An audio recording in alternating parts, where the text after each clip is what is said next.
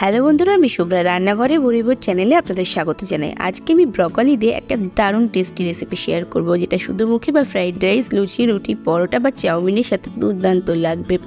Broccoli এমনি একটা খুবই টেস্টি সবজি, তবে এটাকে সম্পূর্ণ অন্যরকমভাবে একটা নতুনত্ব রেসিপি আপনাদের সাথে আজকে আমি শেয়ার করবো। চলুন তবে রেসিপিটা দেখে নেওয়া যাক।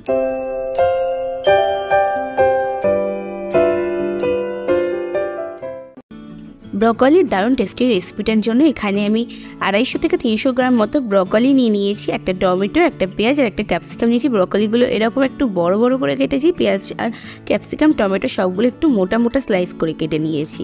কড়াইতে জল ফুটতে বসিয়েছি, জলটা একটু গরম হয়ে গেলে ফুটে উঠলে ব্রকলিগুলো দিয়ে নেবো, একটু ভাপ দিয়ে নেবো, 2-3 মিনিট মতো ভাপ দিয়ে নেবো।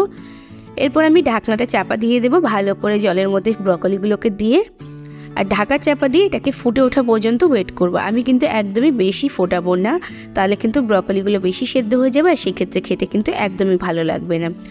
তো দেখুন জলটা খুব ভালোভাবে ফুটতে শুরু করছি, আর ফুটতে শুরু করার পর আমি 1 মিনিট মতো ফুটিয়েছি। এরপর আমি ঢাকনাটা খুলে নিচ্ছি আর এরপর গ্যাসের ফ্লেমটা অফ করে দেবো আর ব্রকলিগুলোকে জলের থেকে তুলে ভালোভাবে ঠান্ডা করে নেব।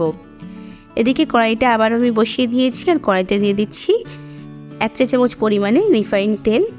আর তেলটা খুব ভালোভাবে গরম হয়ে গেলে ব্রকলিগুলোকে আমি এখানে দিয়ে দেব, একটু হালকা ফ্রাই করে নেব, যে কাঁচা সেদ্ধ গন্ধটা, সেই সেদ্ধ গন্ধটা যাতে কেটে যায় এরকমভাবে একটু ফ্রাই করে নেব। 3 থেকে 4 মিনিট মতো হাই টু মিডিয়াম ফ্লেমে দিয়ে ভেজে নিলেই হবে। এতে করে আপনার যে সেদ্ধ গন্ধটা সেটাও কেটে যাবে, ব্রকলি টেস্ট অনেক বেশি ভালো হবে। তো এরকমভাবে হাই টু মিডিয়াম ফ্লেমে দিয়ে করতে হবে, লো ফ্লেমে দিলে কিন্তু ব্রকলিটা বেশি সেদ্ধ হয়ে যাবে, সেক্ষেত্রে ভালো লাগবে না। তো 2 মিনিট মতো ভেজে নেওয়ার পর আমি এগুলোকে কড়াইতে তুলে নিচ্ছি। ব্রকলিগুলো তুলে নিয়ে আমি গ্যাসে আরেকটা কড়াই বসিয়ে দিয়েছি, তাতে দিয়ে দিলাম 3 টেবিল চামচ পরিমাণে সাদা তেল। আপনারা চাইলে ওই কড়াইটাও ভালো করে ধুয়ে বাকি রান্নাটা করতে পারেন। এরপর তেলটা খুব ভালোভাবে গরম হয়ে গেলে স্লাইস করা পেঁয়াজটা দিয়ে দিলাম আর পেঁয়াজটা দিয়ে একটু ভেজে নিচ্ছি। 2 মিনিট মতো ভেজে নিলেই হবে, খুব বেশি ভাজবে কিন্তু না। আর 2 মিনিট মতো ভেজে নেওয়ার পর আমি এতে দিয়ে দেবো 1 চা চামচ পরিমাণে আদা গ্রেট করা। আমি গ্রেট করা আদা রসুন দিচ্ছি আর 1/2 চা চামচ গ্রেট করা রসুন। আপনারা চাইলে আদা রসুনের পেস্টও ইউজ করতে পারেন। আদা রসুনটা একটু পেঁয়াজের সাথে নাড়িয়ে নেবো, যাতে কাঁচা গন্ধটা কেটে যায়। গ্যাসের ফ্লেমটা মিডিয়ামে রেখে আমি 2 মিনিট মতো আদা রসুনটাকে নাড়িয়ে নিয়েছি। আদা রসুনের কাঁচা গন্ধটা কেটে গেছে। এরপরে দিয়ে দিলাম স্লাইস করা টমেটোটা, আর টমেটোটা দেওয়ার পর কিন্তু 1/2 চা চামচ লবণ অ্যাড করে দিলাম। আর তারপর দিয়ে দিচ্ছি 1/2 চা চামচ গোলমরিচের গুঁড়ো, 1/2 চা চামচ কাশ্মীরি লঙ্কার গুঁড়ো। এটা কিন্তু ঝালের জন্য না, এটা সম্পূর্ণ রঙের জন্য। আপনারা যদি ঝাল পছন্দ করেন একটু লাল লঙ্কার গুঁড়ো অ্যাড করতে পারেন। এরপর সমস্ত কিছু নেড়ে চেড়ে মিশিয়ে নিয়ে ব্রকলিগুলো দিয়ে দিলাম আর ব্রকলিগুলোকে দিয়ে সমস্ত কিছু ভালো করে নেড়ে চেড়ে মিশিয়ে নিচ্ছি। এরপর বাকি রান্নাটা কিন্তু গ্যাসের ফ্লেম লো টু মিডিয়ামে রেখেই করতে হবে। আমি একই সাথে ক্যাপসিকামটাও দিয়ে দিলাম।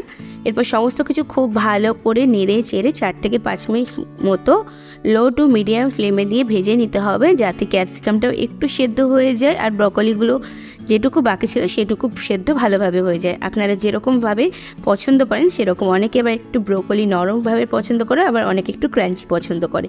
তো মোটামুটি সেদ্ধটা ঠিকঠাক হয়ে গেলে তারপর দিয়ে দিলাম 1 চা চামচ পরিমাণে সয়া সস, 1 চা চামচ টমেটো সস, 1 চা চামচ ভিনিগার।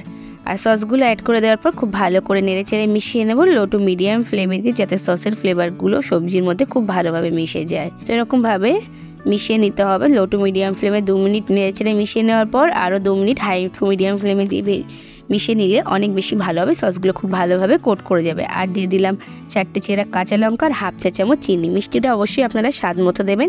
এরপর সমস্ত কিছু নেড়ে চেড়ে মিশিয়ে সসগুলো বেশ সবজির গায়ে কোট করে গেলে তারপর এটাকে কিন্তু সার্ভ করে দিতে হবে। দেখুন একেবারে ড্রাই হয়ে গেছে, এরকমভাবেই এটাকে সার্ভ করে দিতে হবে। এটা কিন্তু শুধু মুখেও খেতে ভীষণ ভালো লাগে, বাচ্চাদের টিফিনেও কিন্তু এটা দিতে পারেন। সেক্ষেত্রে একটু তেল বা ঝাল একটু কম অ্যাড করলে অনেকটা ভেজিটেবল টেস্টি খেতে পারবে বাচ্চারা।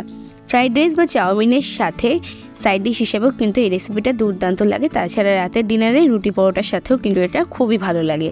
তাহলে বন্ধুরা, আমার আজকের রেসিপিটা কেমন লাগলো অবশ্যই কমেন্টস করে জানাবেন। ভালো লাগলে লাইক এবং শেয়ার করবেন। আপনাদের লাইক এবং শেয়ারই কিন্তু আমাদের নতুন নতুন ভিডিও তৈরি করার উৎসাহ দেয়। আর যদি এখন আমার চ্যানেলকে সাবস্ক্রাইব না করে থাকেন তবে তাড়াতাড়ি সাবস্ক্রাইব করে পাশে থাকা বেল আইকনে ক্লিক করে দেবেন, তাকে পরবর্তীকালে চ্যানেলে যখন নতুন কোনো রেসিপির ভিডিও আপলোড হবে সবার আগে আপনাদের ফোনে নোটিফিকেশন পৌঁছে যায়। আজকে এই পর্যন্তই, আবার আসবো অন্য কোনো দিন অন্য কোনো রেসিপি নিয়ে। ততক্ষণ ভালো থাকবেন, সুস্থ থাকবেন।